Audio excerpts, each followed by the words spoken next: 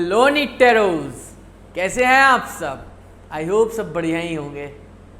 तो बताइए फिर क्या चल रहा है आजकल आपकी लाइफ में।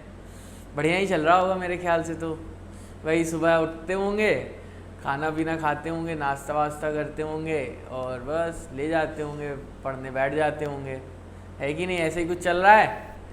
अगर ऐसा नहीं चल रहा है तो भैया बहुत दिक्कत की बात है, चलाओ ऐसा। नहीं तो यहीं बैठे रहने का प्लान है क्या, बाहर निकलने का भी है ना। चलो फिर, तो फिर उस राह पर आगे बढ़ा जाए। अब हम तो बैठे नहीं रह सकते। अगर आप बैठे रह रहे हैं तो भैया आपसे विनती है कि आप लग जाइए, दौड़ना शुरू कर दीजिए, अभी भी टाइम है। नहीं तो बहुत देर हो जाएगी, फिर वही होगा ना, चिड़िया चुग गई खेत, तो फिर क्या होने, पछतावा होने से क्या फ़ायदा, है कि नहीं।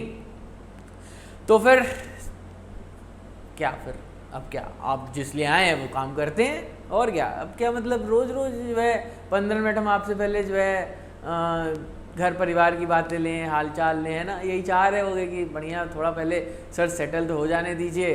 आप तो आते ही शुरू हो जा रहे हैं, है कि नहीं। कोई बात नहीं, हो गया, टाइम दे दिया। अब आप सेटल हो गए होंगे तो आप शुरू करते हैं। क्या शुरू करते हैं, आगे पढ़ते हैं भाई, जो पढ़ रहे हैं। पिछले लेक्चर देख के आए हैं आप सब कि नहीं आए हैं भाई। मैं तो यही मान के चल रहा हूँ कि आज तो सब एटलीस्ट पिछले लेक्चर में भी ये बोलने के बाद कि पिछला लेक्चर देख के आए हैं कि नहीं आए हैं, इस लेक्चर में ये अब मैं मान के चल रहा हूँ कि आप पिछले दोनों लेक्चर कंप्लीट करके, मेमोराइज करके तब इस लेक्चर को देख रहे हैं। ठीक, तो चलो, तो इसी एजम्पशन के साथ शुरू करते हैं आज का नया सेक्शन, नया टॉपिक अबाउट व्हाट। अरे उससे पहले ये भी तो बताना होता है क्या, topics covered in previous lecture, क्या क्या पढ़ा था पिछले लेक्चर में, बताओगे। सेल एनवेलप के बारे में जाना था, नहीं जाना था। क्या क्या होते हैं, ग्लाइकोकैलेक्स। प्रोकैरियोट्स में क्या क्या 3 लेयर्स होती हैं, glycocalyx and cell wall, then cell membrane, ribosomes and inclusion bodies पढ़ी थी। यूकैरियोटिक सेल का कुछ इंट्रोडक्शन बताया था कि नहीं बताया था, हाजी। एनिमल एंड प्लांट सेल के बारे में कुछ बताया था कि नहीं बताया था। हाँ बोलते रहो भैया, हाँ हाँ बताया था सर, हाँ हाँ बताया था, थोड़ा हमें भी अच्छा लगेगा यार, और क्या। चलो ठीक है, तो ये बात हो गई हमारे पिछले लेक्चर के बारे में। ठीक है, तो आज हम शुरू करते हैं एक नया इंटरेस्टिंग सा टॉपिक जिसको आपने क्लास 6 से सुना होगा, समझ रहे हो। आज 8th नहीं, आज क्लास 6 से शुरू करते हैं। सुना है ना आज फ्लूइड मोज़ेक मॉडल के बारे में, बताइए।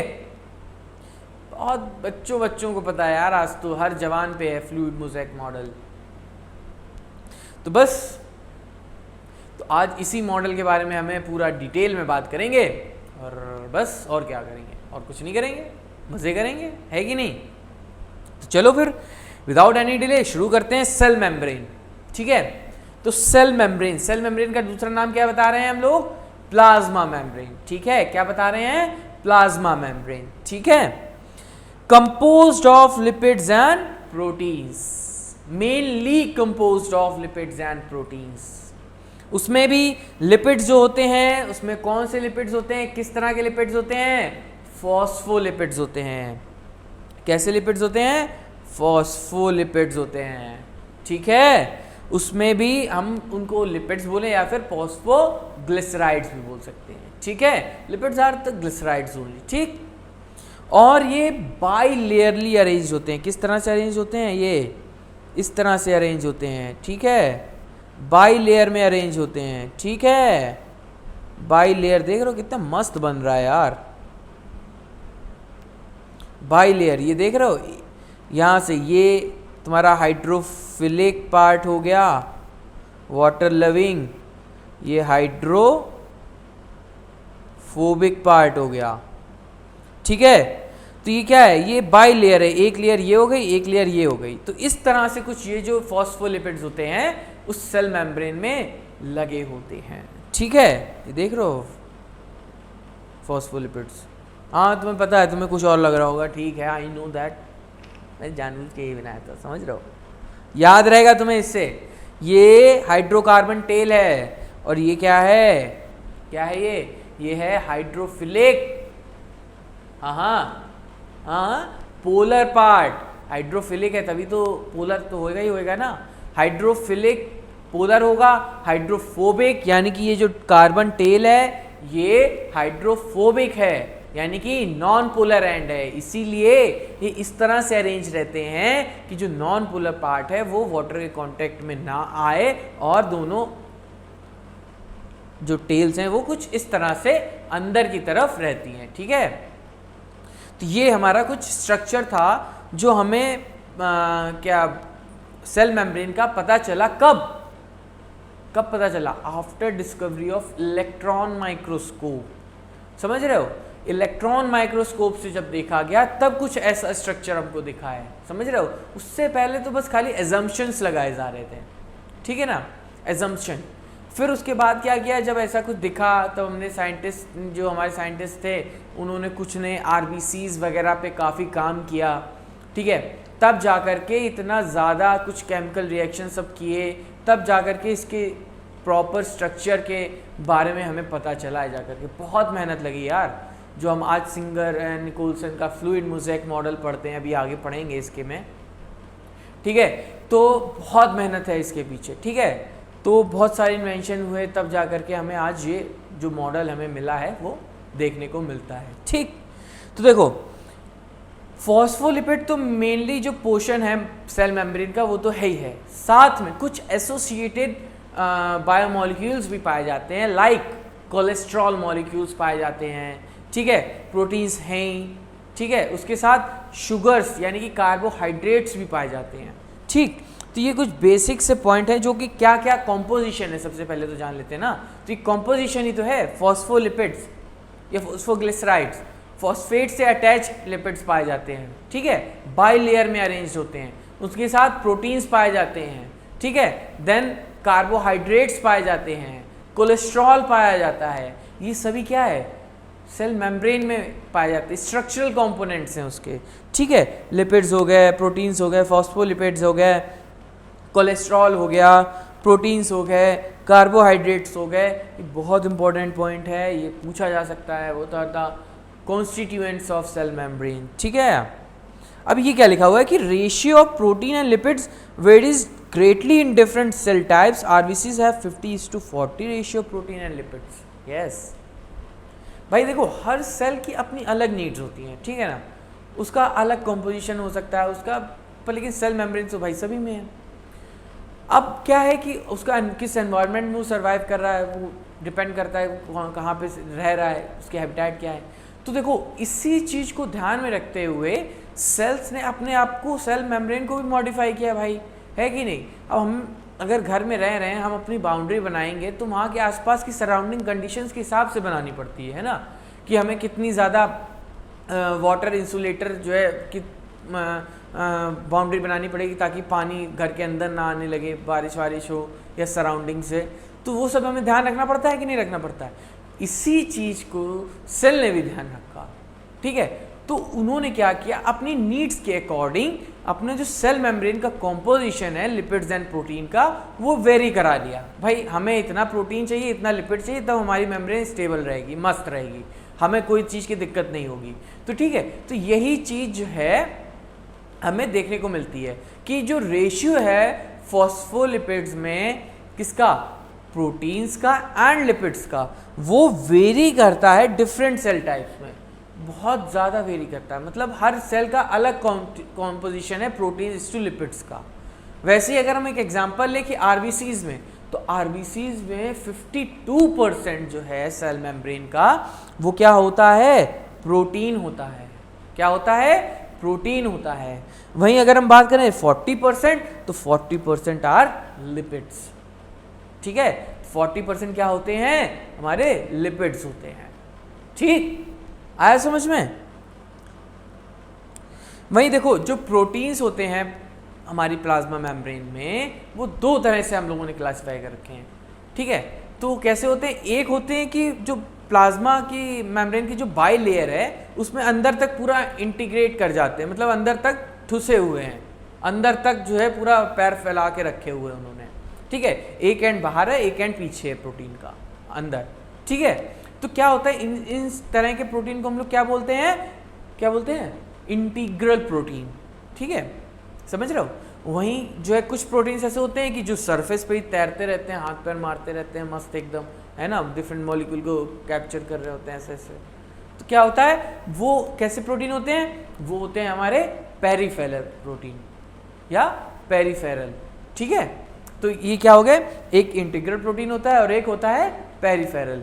तो इंटीग्रल प्रोटीन जो होता है वो हमारा क्या होता है, टोटली और partially buried inside the membrane. ठीक है, वहीं जो हमारे पेरिफेरल होते हैं ये कहां पे प्रेजेंट होते हैं, on the surface of the membrane. ठीक है ना, ये कहां पे प्रेजेंट होते हैं, सरफेस ऑफ द मेम्ब्रेन पे प्रेजेंट हो जाते हैं। ठीक है, तो ये कुछ दो तरह के प्रोटीन जो हमें अपनी प्लाज्मा मेम्ब्रेन में देखने को मिलते हैं। ठीक है, अब बात आती है कि जो प्लाज्मा मेम्ब्रेन है हमारी ये एसिमेट्रिकल है। कभी सुना था कि एसिमेट्रिकल इन नेचर होती है, मतलब सिमेट्री नहीं होती इसमें प्लाज्मा मेम्ब्रेन में। यस, अभी हम फिगर दिखाएंगे तो इसमें कहीं सिमेट्री दिखेगी ही नहीं तुम्हें, समझ रहे हो। तो क्यों है ऐसा, क्यों, वाई इज इट सो। बहुत बेसिक सा एग्जांपल है, अभी तुम्हें फिगर दिखाएंगे तुम्हें आराम से क्लियर हो जाएगा। ठीक है, देखो कहाँ गई, ये देखो ये जो फिगर है, अब इसमें तुम्हें देखो कहीं से भी सिमेट्री नजर आ रही है, कहीं से भी, बताओ कहीं से। तुम कहोगे सर यहाँ से आ तो रही है सिमेट्री नजर, नहीं भाई ये सिमेट्री कहाँ से हो जाएगी, देख रहे हो। ठीक है, ये है ये है ये है ये है ये है ये सब ठीक है, सब बाहर अंदर बाहर सब है। ठीक है, पर लेकिन ये तुम्हें कहीं अंदर दिख रहे हैं क्या, ये अंदर दिख रहे हैं क्या, ये कहीं दिख रहे हैं अंदर, नहीं दिख रहे हैं ना। तो क्यों आ रहा है सिमेट्रिकल नेचर, वाई, क्योंकि carbohydrates are only present outside the membrane या outer surface of the membrane पे। ठीक है, तो क्या हो जाएगा, asymmetrical nature occurs because of carbohydrates or sugar present on outer surface। ठीक है, तो यही रीजन है कि ये एसिमेट्रिकल इन नेचर हो जाती है। ठीक, तो ये कुछ पॉइंट्स स्पेशल थे प्लाज्मा मेम्ब्रेन के बारे में। ठीक है, तो देखो क्या लिखा हुआ है कि the detailed structure of the membrane was study only after advent of क्या, electron microscope in 1950s। Meanwhile chemical studies on RBC scientist deduce the possible structure of plasma membrane. RBCs पे स्टडी की गई तब जाकर के हमें कुछ कुछ आइडिया लग गया था प्लाज्मा मेम्ब्रेन का। ठीक है, these studies show that cell membrane is mainly composed of lipids and proteins। ठीक है ना, the major lipids are phospholipids that are arranged in bilayer। Also the lipids are arranged within the membrane with the polar head outside and the hydrophobic tails inside। समझ रहे हो, ये बताया ना अभी कि पोलर हेड आउटसाइड रहेगा, non polar inside. ठीक है, this ensures that the non polar tail of saturated hydrocarbon is protected from the aqueous environment. भाई रीजन है उसका, नॉन पोलर है, वाटर से रिपेल करना चाहेगा तो ऑब्वियसली प्रोटेक्टेड रहेगी उससे अंदर। ठीक है, in addition to phospholipids membrane also contain what, cholesterol. क्या कंटेन करती है, कोलेस्ट्रॉल कंटेन करती है। ठीक है, तो फिर उसके बाद क्या हुआ कि लेटर फिर और बायोकेमिकल इन्वेस्टिगेशंस चले और चीज़ों का पता चला, तो हमें पता लगा कि उसमें तो प्रोटीन एंड कार्बोहाइड्रेट्स भी दिख रहे हैं हमको। वाओ, कि हमें प्रोटीन एंड कार्बोहाइड्रेट्स भी हैं इसमें, अरे वाह, तो मज़ा आ गया। फिर हमें पता लगा कि the ratio of protein and lipids varies considerably in different cell type. भाई अपनी नीड्स के अकॉर्डिंग वेरी कर रहे हैं। इन आरबीसीज एरिथ्रोसाइट में 52% प्रोटीन है, 40% लिपिड है। बहुत इंपॉर्टेंट रेशियो है, पूछा जा सकता है ये ठीक है, 50:40 in RBC, protein is to lipid का कंटेंट, ठीक है। आ सकता है 4 मार्क्स का क्वेश्चन है यार, 4 मार्क्स का, और क्या है, कुछ नहीं, 52:40 तो याद रखना है, रेस्ट ऑफ द चीज़ें कार्बोहाइड्रेट और कोलेस्ट्रॉल वगैरह होगा उसमें, है कि नहीं। तो बस, और ईज ऑफ एक्सट्रैक्शन पे हमने भाई 2 तरीके के प्रोटीन डिवाइड कर रखे हैं, कैसे, एक इंटीग्रल और एक सरफेस। सरफेस वाले ज़्यादा आसान है निकालने में, इंटीग्रल वाले बरीड हैं, पूरे टोटली हो सकते हैं या पार्शियली बरीड हो सकते हैं मेम्ब्रेन के अंदर, तो उनको मुश्किल रहेगी निकालने में, ठीक है। तो बस वही है पेरिफेरल एक्सट्रैक्शन और इंटीग्रल एक्सट्रैक्शन पे, ठीक है। तो ये 2 तरह के प्रोटीन्स हो गए, ठीक। अब बात करते हैं अपने फ्लूइड मोज़ेक मॉडल, जो मेन हमारा फोकस रहने वाला है इस पूरे सेल मेम्ब्रेन में, ठीक है। तो देखो फ्लूइड मोज़ेक मॉडल, इसमें क्या है, सबसे पहले किसने बताया था इसके माई बाप कौन है, माई बाप तो जान लो, जानोगे कि नहीं जानोगे। माई बाप हैं इनके सिंगर एंड निकोलसन साहब। कौन है, सिंगर एंड निकोलसन, बहुत इंपॉर्टेंट नाम है ये, नाम पूछ सकता है इनका।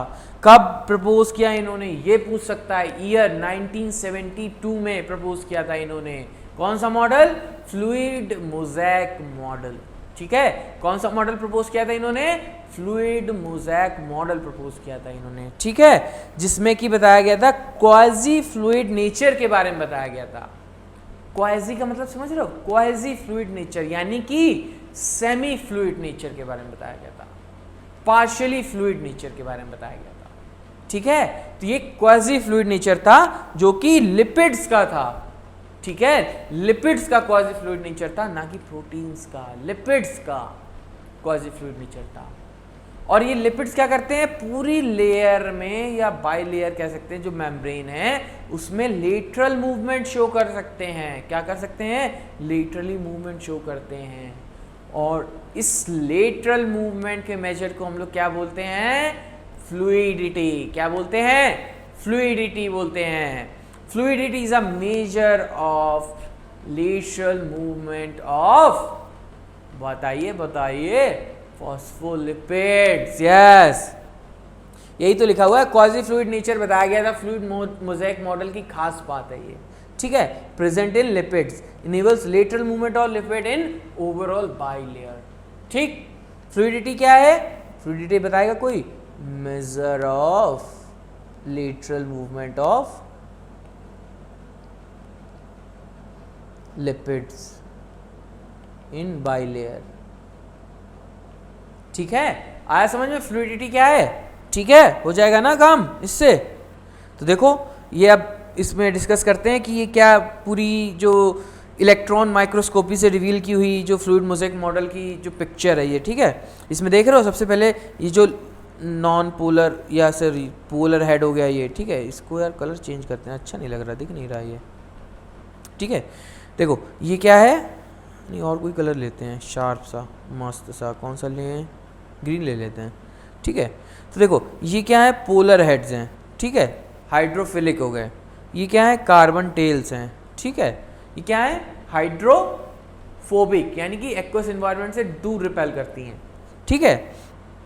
ये देखो यहाँ पे बाइफर्केशन, ये एक लेयर और ये एक लेयर, ठीक है। ये क्या हो गई, बाई लेयर हो गई, ठीक है। वहीं देखो इंटीग्रल प्रोटीन पूरा बरीड है, ये पूरी तरीके से बरीड है इसमें, ठीक है।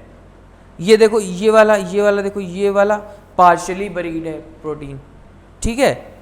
these दोनों कौन से हैं, इंटीग्रल प्रोटीन है, टोटल और पार्शियल बरीड, ठीक है। वहीं देखो ये क्या है तुम्हारे पेरिफेरल, ये जो नाच रहे हैं ये अंदर बाहर कर रहे हैं, ये अंदर बाहर, ये क्या है, ये है क्या है पेरिफेरल प्रोटीन, ईज है इनका एक्सट्रैक्शन, ये बहुत जल्दी एक्सट्रैक्ट हो जाएंगे, उनसे नुच जाएंगे, ठीक है। तो ये पेरिफेरल प्रोटीन्स हैं। वहीं अगर देखो ये येलो वाले मॉलिक्यूल्स, ग्रीन वाले ये ग्रीन वाले,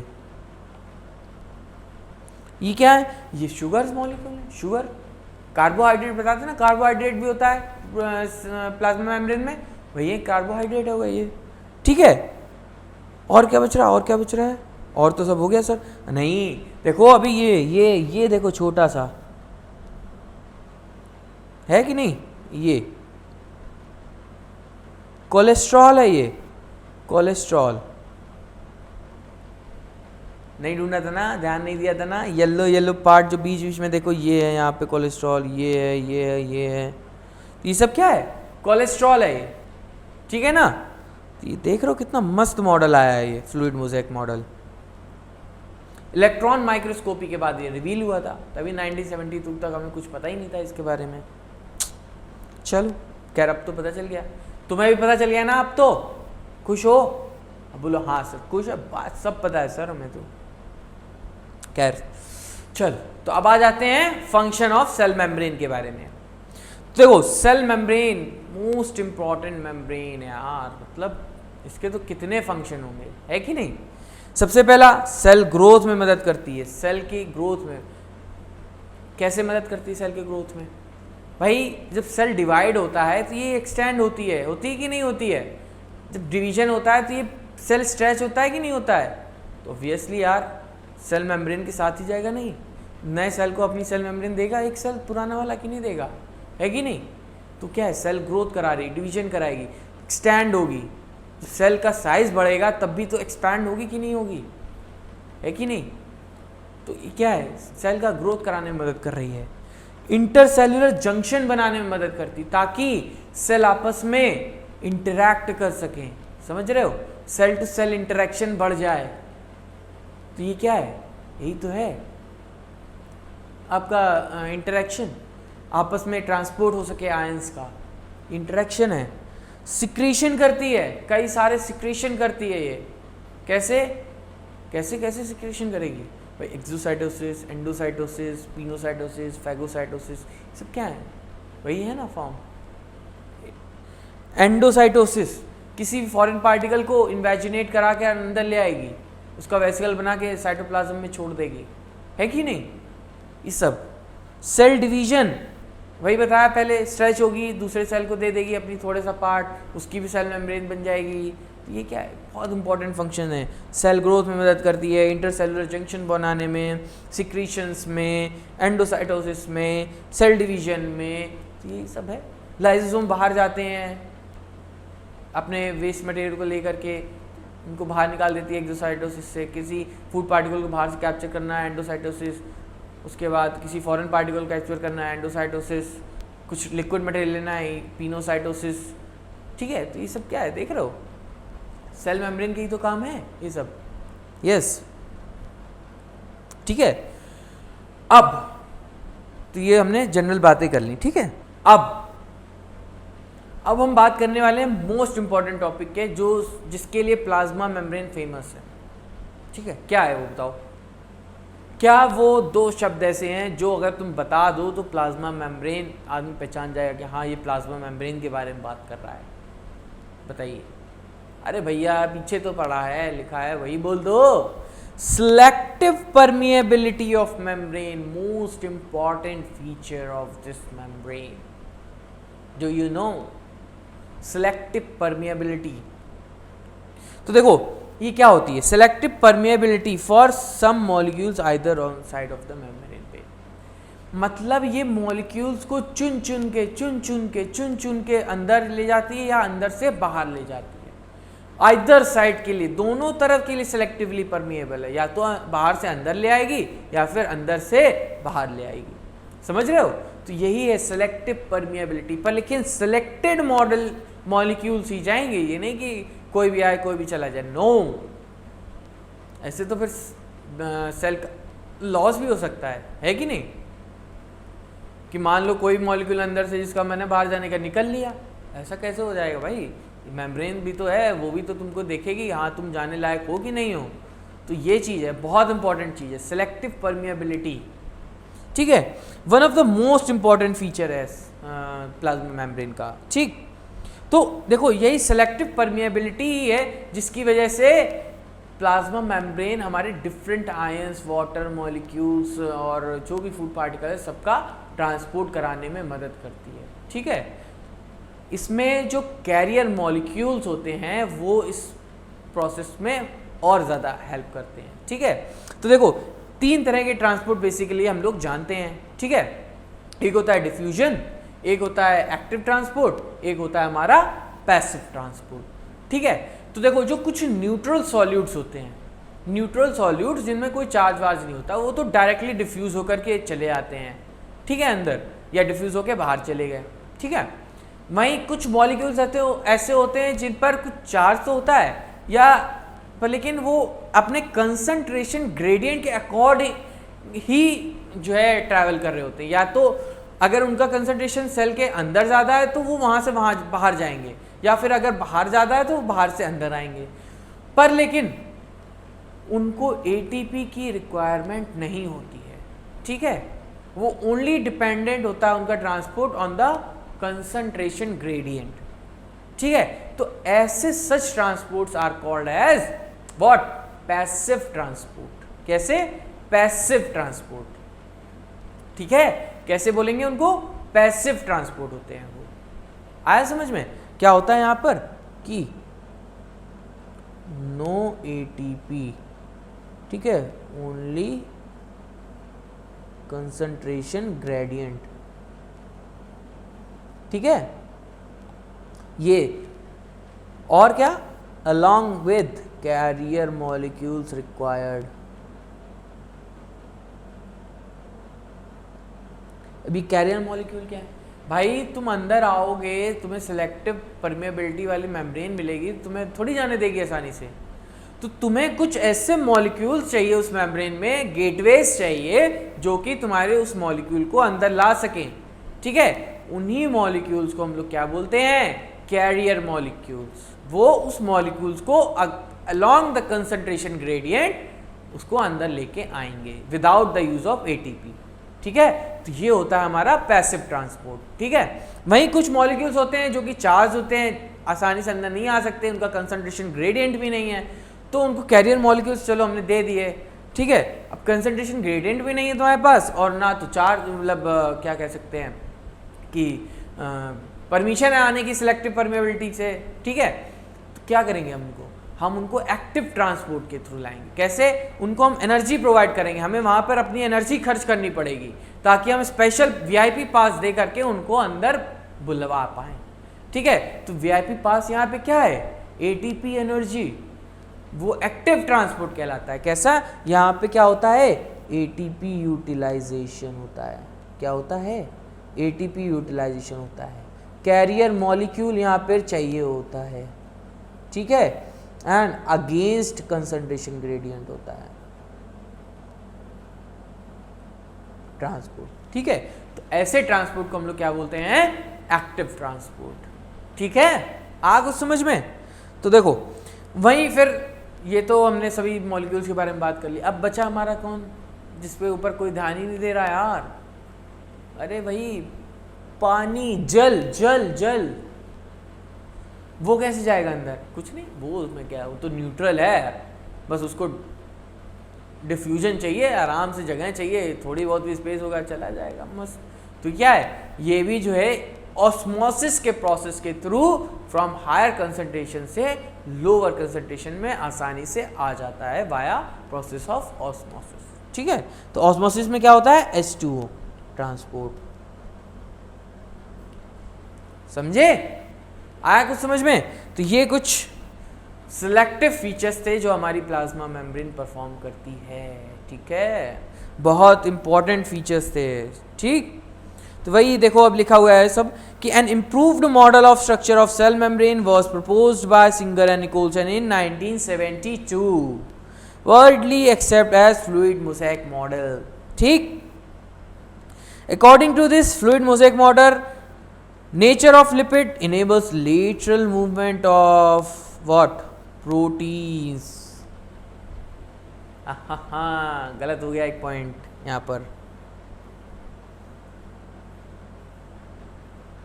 यहाँ पर देखो एक पॉइंट ये थोड़ा सा मिस्टेक हुआ है, यहाँ पे इसको करेक्ट कर लेते हैं अभी तुरंत। यहाँ पे प्रोटीन्स होगा, प्रोटीन्स, ठीक है। किसका, क्वाजी फ्लूइड नेचर, लिपिड्स का, पर लेकिन लेटरल मूवमेंट किसका होता है, प्रोटीन्स का, ठीक है। करेक्ट कर लेना इस चीज को, ठीक। लेटरल मूवमेंट किसका होता है, प्रोटीन्स का लेटरल मूवमेंट होता है, ठीक है।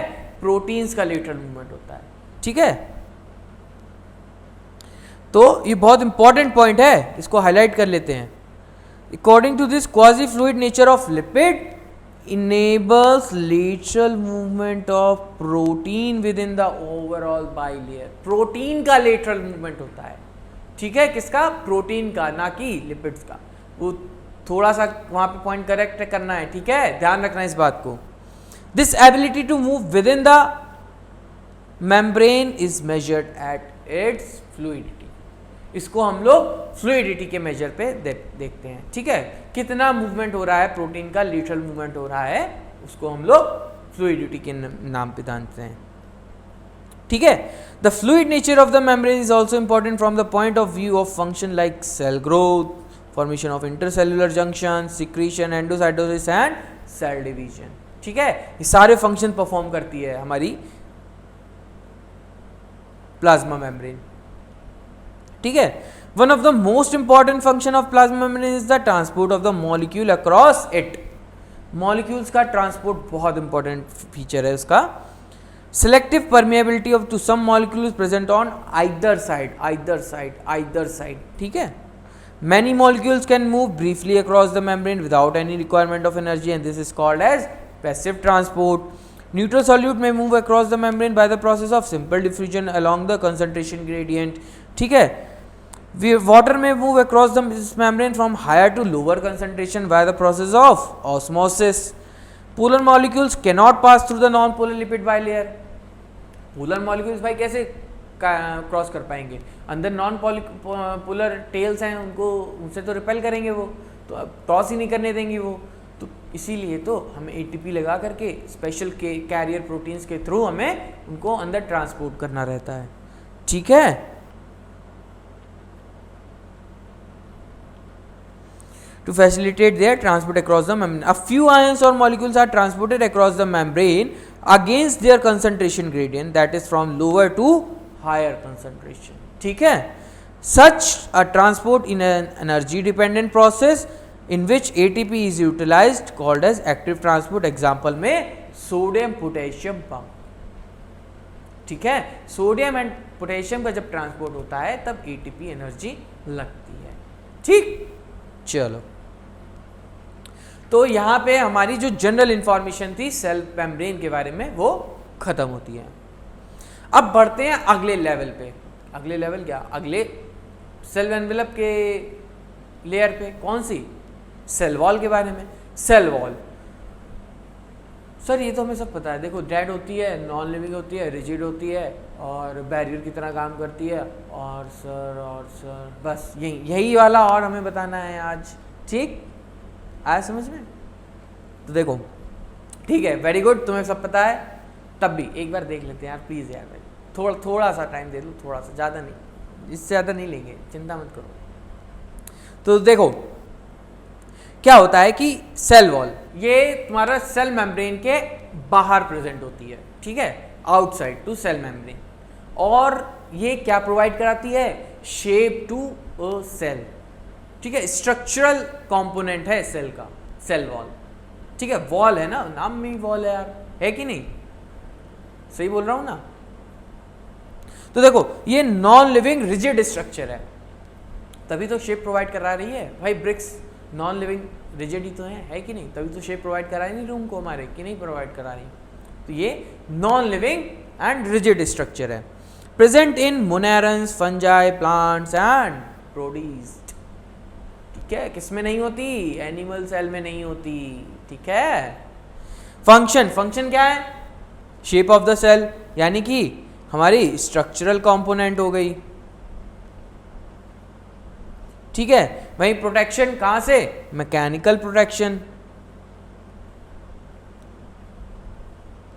ठीक है। इंटरेक्शन आपस में cell to cell interaction. Barrier कैसा? आउटसाइड एनवायरनमेंट से बैरियर, ठीक है, एक्सटर्नल एनवायरनमेंट से बैरियर क्रिएट कर रही है ताकि कोई भी अंदर आके ना चला जाए, ठीक है ना, कोई भी अनजाना ना घुसा चला है, कुछ भी करके चला जा रहा है, हमें पता ही नहीं चल रहा है, दैट इज वेरी बैड, ठीक है। तो देखो कुछ, अब देखो ये एल्गी है, प्लांट्स है, फंजाई है, मोनेरस है, सब में सेल वॉल होती है, पर लेकिन इनके कॉम्पोजिशन सब में अलग अलग होते हैं, ठीक है ना, हर एक में अलग अलग कॉम्पोजिशन रहता है। तो देखो वहीं अगर हम एल्गी की बात करें, ठीक है, तो इनकी जो मेनली सेल वॉल होती है ये 4 कंपोनेंट से मिलकर बनी होती है। क्या क्या होते हैं वो 4 कंपोनेंट? है कोई हिम्मत किसी में बताने की? सेल्यूलोज, ठीक है, गैलेक्टेंस, मैनेंस, और क्या होता है? Calcium carbonate. क्या होता है? कैल्शियम कार्बोनेट, कैल्शियम कार्बोनेट, ठीक है। तो ये एल्गल सेल वॉल में प्रेजेंट होता है, ठीक। वहीं अगर हम प्लांट सेल की बात करें, सेल वॉल की बात करें, तो इनमें भी 4 कंपोनेंट होते हैं। वो 4 कंपोनेंट क्या होते हैं? सेल्यूलोज होता है, हेमीसेल्यूलोज होता है, ठीक है, पैक्टिन्स होते हैं, एंड प्रोटीन्स टू। प्रोटीन्स भी पाए जाते हैं प्लांट सेल वॉल में, पैक्टिन्स पाए जाते हैं, हेमीसेल्यूलोज पाया जाता है, सेल्यूलोज पाया जाता है, ठीक है। वहीं अगर फंजाई की बात करें तो इसकी किसकी बनी होती है? NAG N-एसिटाइल ग्लूकोसामीन की बनी होती है फंजल सेल वॉल, फंगाई की सेल वॉल, ठीक है। तो ये इंपॉर्टेंट पॉइंट्स बता रहे हैं। वहीं मोनेरेंस की अगर हम बात करें तो इसकी किसकी बनी होती है? पेप्टिडोग्लाइकैन की बनी होती है सेल वॉल, ठीक है। तो ये कुछ डिफरेंट ऑर्गेनिजम्स थे जिनकी सेल वॉल का कॉम्पोजिशन अलग अलग है, ठीक है। ये याद रखना है क्योंकि ये पूछ सकता है खास करके एल्गी एंड प्लांट्स के बारे में, ठीक है। देख रहे हो दोनों का कॉम्पोजिशन कितना डिफरेंट कर रहा है। दोनों हैं, एक एल्गी एक प्लांट है कि नहीं, दोनों फोटोसिंथेसिस कर रहे हैं, पर फिर भी दोनों में सेल वॉल डिफरेंट हो रही है। वाई? उसका कुछ तो रीजन होगा। अब सब रीजन जानने हैं क्या तुमको? सब चीज़ों के रीजन मत जानो, कुछ हमारे लिए भी छोड़ दो, है कि नहीं। चलो कोई बात नहीं, बता देंगे, आगे बताएंगे इसको, ठीक है। तो देखो अब ये हमने बात कर ली कॉम्पोजिशन के बारे में, ठीक है। अब हम बात करते हैं टाइप्स ऑफ सेल वॉल के बारे में। आपको प्लांट सेल, अभी सेल डिवीजन हम आगे पढ़ेंगे, तो जब भी प्लांट सेल डिवाइड करता है तो मेनली हमें उसमें 2 तरह के सेल वॉल देखने को मिलते हैं। किन किन 2 तरह के cell wall? Primary and secondary. Primary जो पहले बन गया, सेकेंडरी जो बाद में बना। बहुत सिंपल क्लासिफिकेशन है, कुछ नहीं ज़्यादा इसमें। प्राइमरी सेल वॉल वो जो at the time of division को जस्ट सेपरेट कर रही है 2 सेल को, ठीक है। तो ये क्या बनेगी? यंग। ये कैसी सेल वॉल होगी? At time of division. ये कब बनेगी? बताइए बताइए बताइए। व्हेन सेल मैच्योर्स, ठीक है। मतलब फिर प्राइमरी क्या होगी? कुछ समय बाद डिमिनिश हो जाएगी। क्या हो जाएगी? डिमिनिश हो जाएगी, ठीक है। प्राइमरी कुछ समय बाद, थोड़े टाइम के बनने के बाद सेल जैसे divide complete, cell division complete हुआ, साइटोकाइनेसिस कंप्लीट हुआ, फिर उसके बाद क्या होता है कि उस पर धीरे धीरे डिपोजिशन शुरू हो जाते हैं, ठीक है।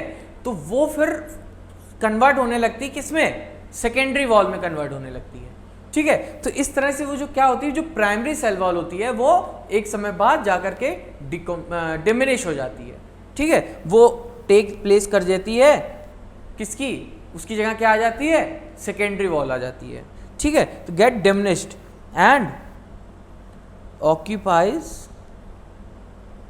position of primary wall, ठीक है।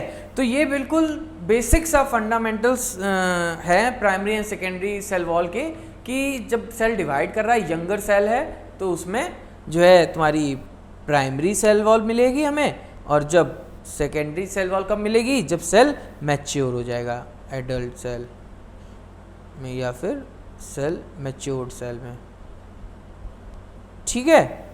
तो ये हमारे 2 बेसिक से डिफरेंस थे primary and secondary cell wall के बीच में, ठीक है। देखो तो ये जो है कुछ सेल वॉल के बारे में बात कर ली। अब क्या है कि भाई देखो ये इतना रिजिड स्ट्रक्चर है, ठीक है, नॉन लिविंग स्ट्रक्चर है, मदद कर रहा है सेल टू सेल इंटरेक्शन में, ठीक है। तो कैसे कर रहा है सेल टू सेल इंटरेक्शन? कैसे कर रहे हैं भाई पूरा कोई ऐसे आ जा नहीं सकता, सब बिल्कुल बाउंड्री पैक है, तो कैसे करवाएंगे भाई हम? फिर कुछ पाथवे तो हमें बनाना पड़ेगा, है कि नहीं, है ना? तो उस पाथवे को जानने के लिए पढ़ते रहते हैं आगे, क्या पाथवे आएगा वो, अभी आएगा वो पाथवे, ठीक है। तो देखो अब बात करते हैं कि जैसे ये इंटरसेलुलर जंक्शन बनाती थी, अभी सेल वॉल हमने जाना था, ठीक है, या सेल मेम्ब्रेन, ये सब इंटरसेलुलर जंक्शन से आपस में सेल टू सेल ज्वाइन रहते हैं, ठीक है। ब्रिक्स जैसे आपस में सीमेंट के थ्रू ज्वाइन रहते हैं, वैसे सेल भी किसी सीमेंट से ज्वाइन रहते होंगे। उसी सीमेंट को आज हम लोग पढ़ने जा रहे हैं in the form of middle lamella, ठीक है। किस नाम से पढ़ेंगे? मिडिल लैमेला के नाम से। किस नाम से पढ़ेंगे? मिडिल लैमेला के नाम से, ठीक है। तो देखो मिडिल लैमेला अब ये होता क्या है? मिडिल लैमेला एक सीमेंटिंग स्ट्रक्चर है, सीमेंटिंग स्ट्रक्चर, ठीक है, between plant cell, mainly composed of calcium pectate, ठीक है। कैल्शियम पैक्टेट का बना हुआ एक सीमेंटिंग स्ट्रक्चर है जो कि आपस में दो प्लांट सेल को जोड़ के रखता है, ठीक है। जैसे दो ब्रिक्स अपने घर की दीवारों पे जुड़े रहते हैं वाया द सीमेंट, वैसे ही ये कैल्शियम पैक्टेट जोड़ के रखता है इन द मिडिल लैमेला के फॉर्म में दो सेल्स को, दो प्लांट सेल्स को, ठीक। आया कुछ समझ में? ये क्या करता है? Connection between cells via lamella occurs through plasmodesmata. अब जो हम जिस कनेक्शन की बात कर रहे थे, कैसे कोई सेल आपस में इंटरैक्ट करेंगे, दो सेल, भाई बिल्कुल सीमेंट बना दी है, बिल्कुल वॉल बना के रख रखी है, अब उस सेल से इस कमरे से दूसरे कमरे में कैसे जाएंगे, है कि नहीं? उसके लिए हमें कुछ गेटवे चाहिए, तो क्या चाहिए? एक हम दरवाज़ा बनाएंगे उसका, ठीक है। एक दरवाज़ा बनाएंगे, कैसा दरवाज़ा बनाएंगे? In the form of plasmodesmata. किस फॉर्म में? प्लाज्मोडेस्माटा के फॉर्म में एक दरवाज़ा बनाएंगे, ठीक है, समझ रहे हो? प्लाज्मोडेस्माटा, ठीक। ये क्या है?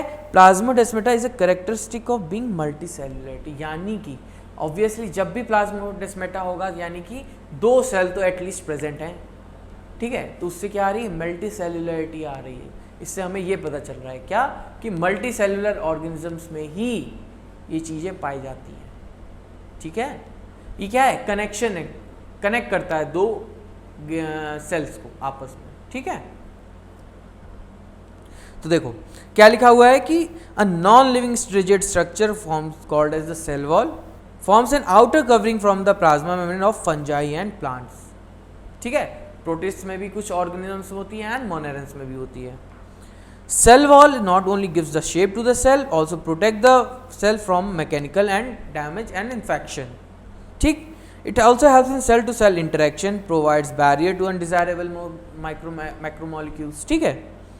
Algae have cell wall made up of cellulose, galactin, manganese, minerals like calcium carbonate, ये भी बताया अभी तुम्हें, ठीक है। प्लांट्स में किसकी होती है? सेलुलोज की होती है, साथ ही में किसकी होती है? हेमीसेल्यूलोज, पैक्टिन्स एंड प्रोटीन्स, ठीक है। फिर हमने बात करी थी किसके बारे में? Primary cell wall capable of growth, present in young plant cell, gradually diminishes as the cell matures, ठीक है। सेकेंडरी वॉल के बारे में बात करी थी, formed on a inner side towards the membrane side of the cell, ठीक है। भाई उसके ओवरलाई कर जाती है, उसके ऊपर साइटोप्लाज्म की तरफ से ओवरलाई करने शुरू कर देती है प्राइमरी सेल वॉल को। तो ये क्या होगी? हमारी सेकेंडरी सेल वॉल होती है, ठीक है। वही फिर मिडिल लैमेला आ जा रहा है कि is a layer mainly of calcium pectate की बनी होती है, ठीक है। Glues the different neighbouring cell together, दोनों सेल्स को आपस में जोड़ के रखती है। The cell wall and middle lamella में be traverse by plasmodesmata. Plasmodesmata क्या है? गेटवे, दो कमरों के बीच में जो गेट होता है ना, वही यहाँ पे दो सेल के बीच में क्या है? प्लाज्मोडेस्माटा, ठीक है, which connect the cytoplasm of the neighbouring cells, ठीक। तो ये हो गया हमारा सेल वॉल का टॉपिक, ठीक। तो चलो, ओह वाह, ये क्या हुआ? ये तो अनएक्सपेक्टेड था बिल्कुल। तो खैर आज हमने क्या क्या पढ़ा? सेल मेम्ब्रेन के बारे में पढ़ा और सेल वॉल के बारे में पढ़ा, ठीक है। तो आज हम इसको यहीं पे रोकते हैं और अब अगले टॉपिक में हम लोग चलेंगे अगले लेक्चर में, और अगला लेक्चर बहुत इंपॉर्टेंट होने वाला है। उसमें हम लोग पढ़ेंगे लगभग आपके एंडो मेम्ब्रेन सिस्टम के बारे में, बहुत इंपॉर्टेंट सिस्टम है, उससे क्वेश्चन आना ही आना है, सेल साइटोलॉजी से जो भी है, ठीक है। और ठीक है, तो इसको लेकर के आप क्या है, इसके बाद क्या करना पड़ेगा आपको, रिवाइज करके आना है। 3 लेक्चर हो गए, अब जिन्होंने 3 पहले 2 नहीं किए उनके लिए 3 हो गए, और जिन्होंने 2 कर लिए उनके लिए ये वाला लेक्चर, ये तीनों लेक्चर समझ लो पूरे अब सेल के बेसिक लेक्चर थे, ठीक है। तो इनको बहुत ध्यान से पढ़ना है, तुरंत की तुरंत कर लो भाई, बहुत आसान लेक्चर हैं, इनमें कुछ खास नहीं है, ठीक है। तो इनको तुरंत पढ़ के आओगे सब लोग अगले लेक्चर में, और तब तक के लिए ऑल द वेरी बेस्ट। पढ़ते रहिए, मेहनत करते रहिए, लगे रहिए। Thank you.